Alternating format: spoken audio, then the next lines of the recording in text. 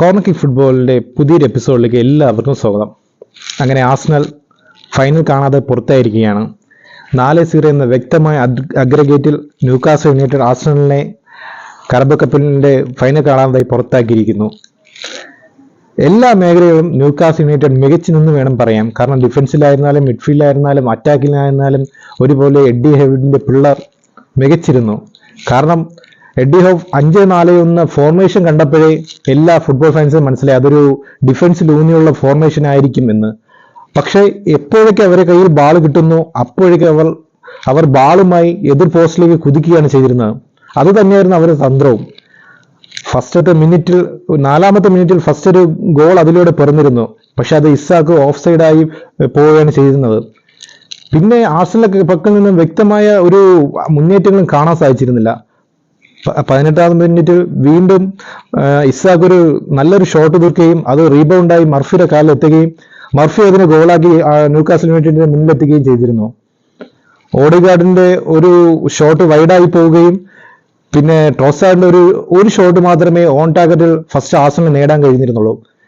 Newcastle United പ്ലേയേഴ്സിന്റെ physical സ്ട്രെങ്തിനെ എടുത്തു പറയേണ്ട ഒരു കാര്യമാണ്. കാരണം അവർ ഡിഫെൻഡ് ചെയ്തിട്ടും അവർ അറ്റാക്കിലോട്ട് പിന്നെ കുതിക്കുകയാണ് ചെയ്യുന്നതാണ് കാണാൻ സാധിച്ചിരുന്നത്.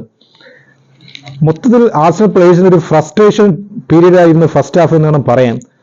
കാരണം അവർക്ക് എങ്ങനെയെങ്കിലും ഫസ്റ്റ് ഹാഫ് വന്നിരുന്നെങ്കിലോ എന്നൊരു രീതിയിലാണ് അവർ പിന്നീട് കളിച്ചിരുന്നത് എന്ന് വേണം കാണാൻ സാധിച്ചത്. പിന്നെ സെക്കൻഡ് ഹാഫ് തുടങ്ങി അവരെ മെന്റാലിറ്റിയിൽ ഒരു മാറ്റവും പിന്നെയും കണ്ടിരുന്നില്ല. പിന്നെ ഗോർഡനിലൂടെ ന്യൂകാസിൽ വീണ്ടും മുന്നിലെത്തിയിരുന്നു. 52ാം മിനിറ്റ് ഒരു ടൈറ്റ് പ്രസ്സിങ്ങിലൂടെയാണ് രണ്ടാമതൊരു ഗോൾ ന്യൂകാസിൽ നേടാൻ കഴിഞ്ഞിരുന്നത്.